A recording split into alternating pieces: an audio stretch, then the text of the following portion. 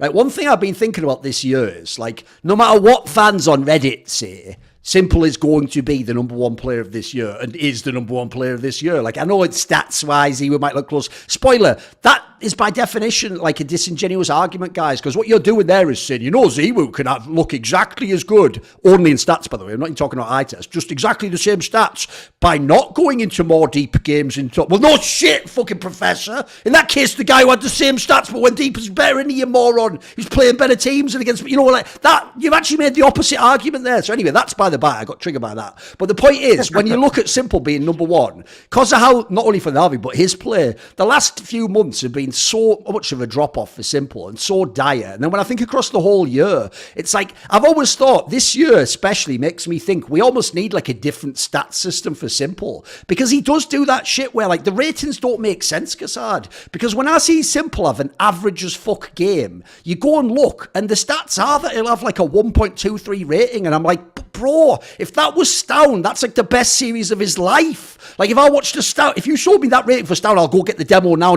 Whereas if you watch the s1mple one, this is why I feel like he's doing something. I don't know if it's because he just gets all the eco kills, or kills are just so easy for him, but he can have games where for real he gets like 23 kills and he's done nothing in the game, I'm telling you. He hasn't won them rounds.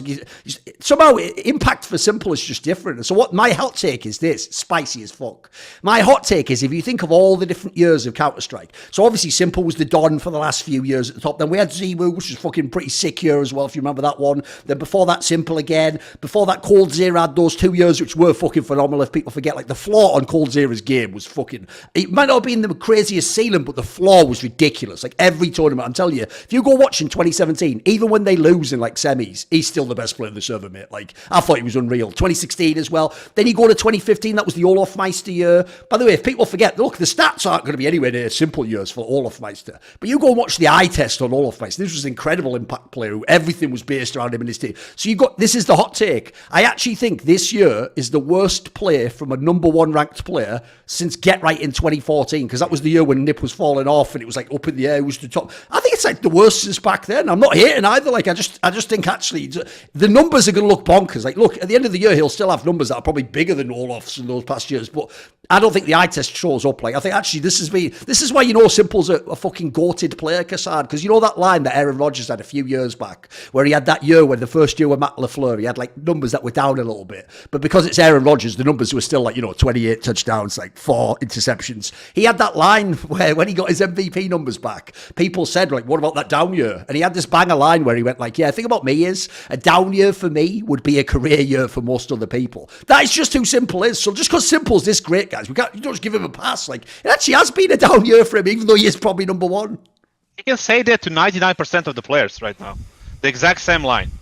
He cannot say it to Nico or maybe, ZywOo and a couple of more players right now. But everybody else is going to be, can just listen to that. And that's going to be the hard truth right now. And s1mple is this year obviously the best. And you just look at the fact, like, the Navi on this year, they had one insignificant Banana Cup title in May.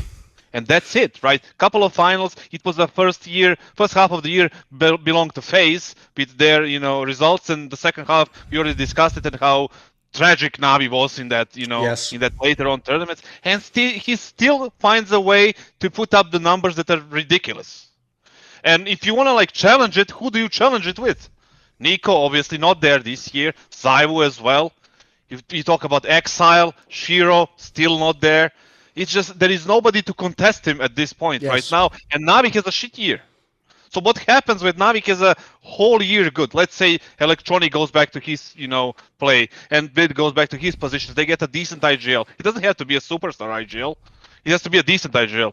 And Navi gets his, their shit together and start winning again. What are the numbers going to be like again in the next year?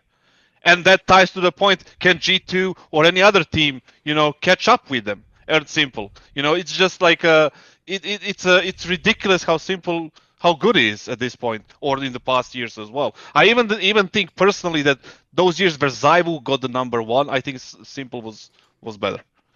All respect to ZywOo and his talent and greatness, I think I would put s1mple in front of him. Yeah, I would say that one thing that actually really hurts s1mple in terms of like, even though I do agree he's going to be #1 this year for sure. Like if anybody else is number one, I'm just gonna flip it. Like I'm just gonna the HLTV hegemony. It needs to die. Like that just can't happen. But I think that the biggest smudge again, or like the biggest mark against Simple this year is that like the elimination games at the major that he played. Obviously, one was the grand finals in Antwerp, but then the one against Furia also comes to mind, or just like they're seared into a lot of people's brains the way that how poorly he played against Furia and against FaZe, and I think those really work against him. But if you look at, if you look at just the other tournaments that he played, like in some of the losing series he did very well. Like it's not that he was even like just always choking in these big games. It's that his team let him down more times than not. And then you would say that the losses that he had to Furia and to FaZe in those major moments, kind of a symptom of the team a little bit. Yes, he definitely could have played better, but like you're not pinning the blame entirely on him. But I actually really like the point that you're saying he's like the weakest number one, because you do look back at some of those other years and it is unbelievable how good some of these people were and how clear cut. I would say like it wasn't even necessarily always clear cut like when ZywOo was winning number one, but just the level that s1mple and ZywOo were both at in those years was so high. It was better than what we're getting from s1mple this year. I really think that this is another year that actually like a player like Shiro or like ZywOo could have taken down as number one, because it did feel like we saw some weaknesses from Na'Vi, from s1mple, but it's just that Vitality just really didn't get their shit together until I don't even know if they really have it together. Like, you know, so that's tough. See more cool, funny, interesting clips based on topics from my content? Well, subscribe to this channel then, or, you know, be a pleb and don't.